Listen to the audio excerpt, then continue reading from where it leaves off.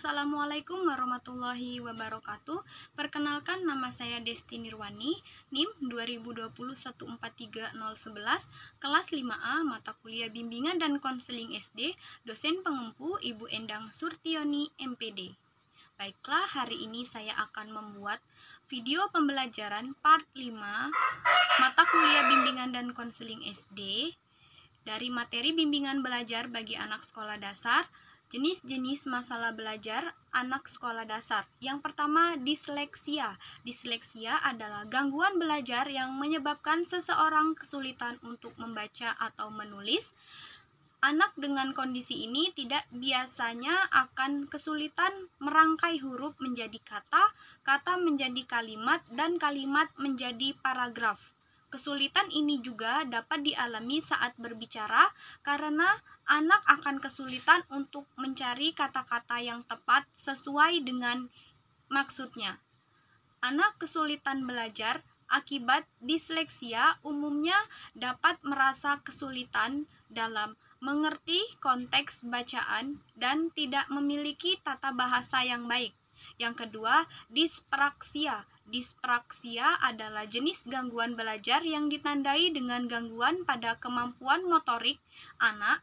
Kemampuan motorik yang rendah dapat membuat anak kesulitan melakukan pergerakan atau mengordinasikan anggota tubuhnya.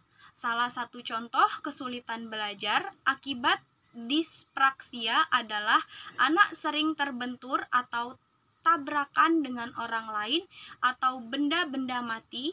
Anak juga akan kesulitan untuk belajar memegang sendok atau mengikat tali sepatunya.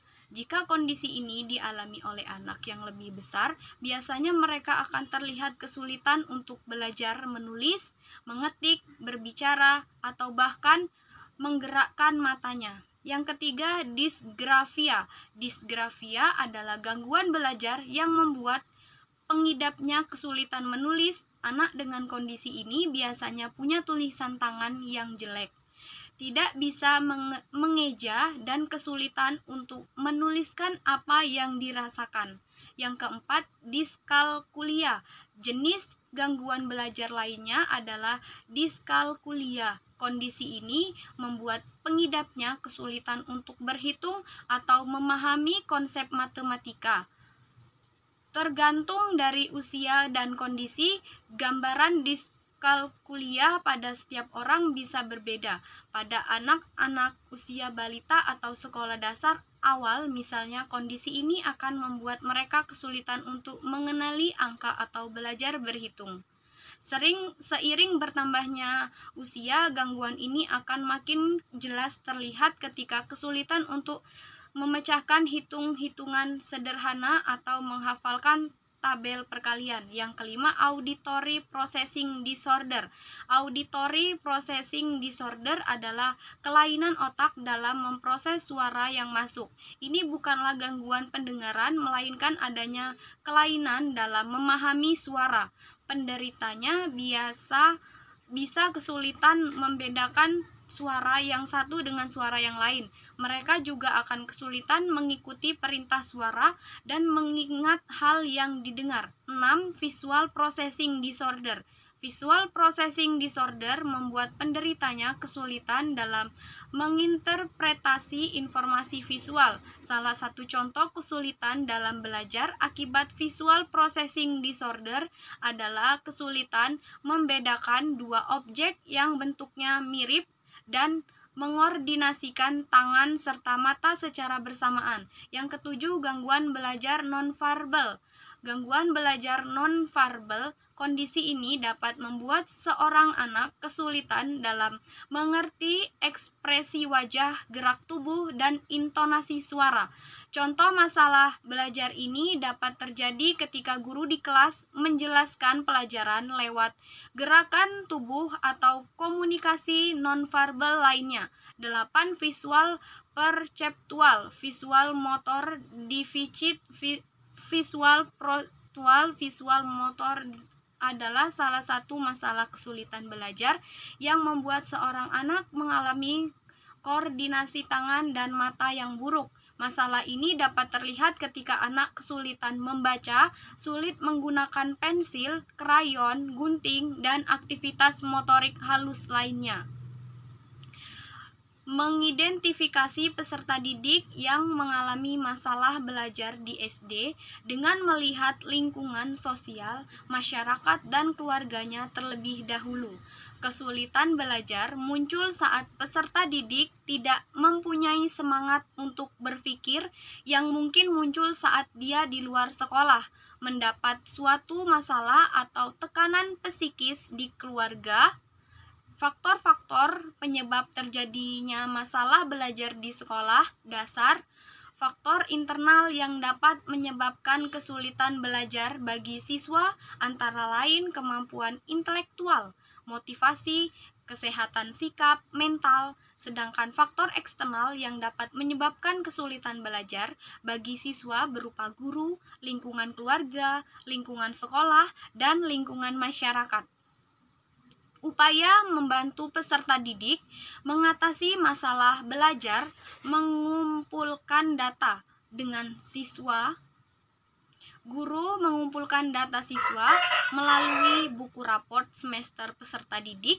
Dengan melihat raport dan hasil ulangan harian peserta didik, guru bisa tahu apakah peserta didik nilai raport dan hasil ulangan harian di bawah rata-rata, maka peserta didik tersebut memerlukan bimbingan belajar.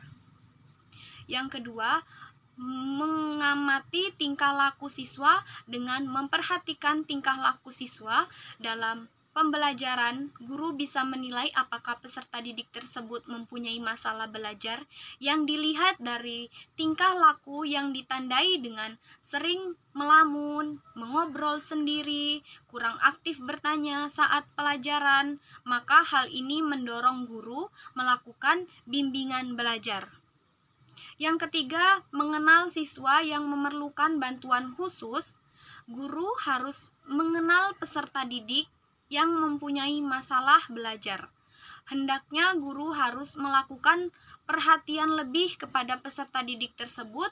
Misal guru memberikan soal di kelas lalu guru tersebut menunjukkan peserta didik yang mempunyai masalah belajar untuk maju ke depan mengerjakan soal tersebut. Lalu guru membimbingnya agar dia bisa. Dan yang keempat, mengadakan komunikasi dengan orang tua siswa untuk memperoleh keterangan dalam pendidikan anak.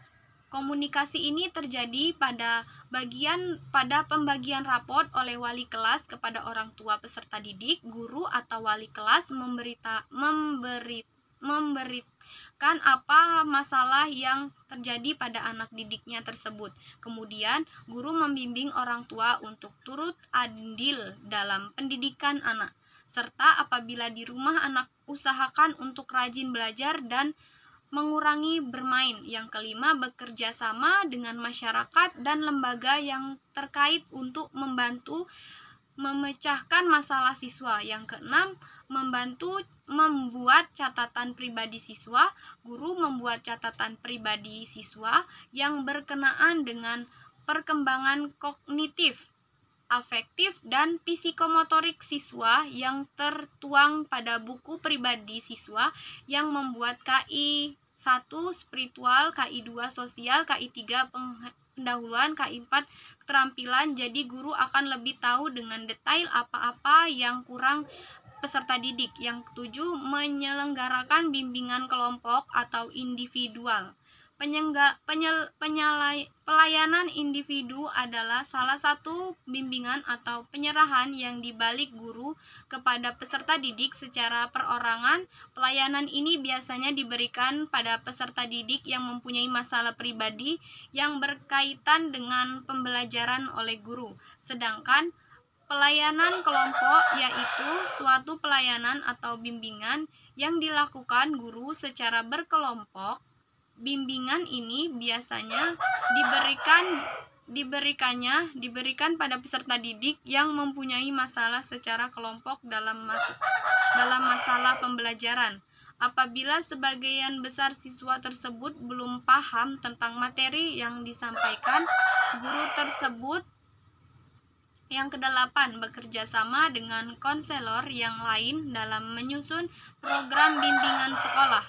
Apabila guru belum bisa mengatasi masalah yang ada dalam peserta didik tersebut, maka guru dapat mengalihkan tugasnya ke guru BK.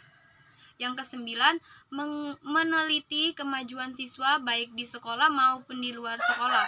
Setelah melakukan layanan bimbingan belajar, guru hendaknya melihat perkembangan yang terjadi pada peserta didik. Apabila bimbingan belajar tersebut berhasil, maka peserta didik telah mencapai kriteria-kriteria keberhasilan. Baiklah, mungkin hanya ini yang dapat saya sampaikan. Kurang dan lebihnya saya mohon maaf. Kepada Allah saya mohon ampun. Saya akhiri. Wabillahi taufik wal hidayah. Wassalamualaikum warahmatullahi wabarakatuh.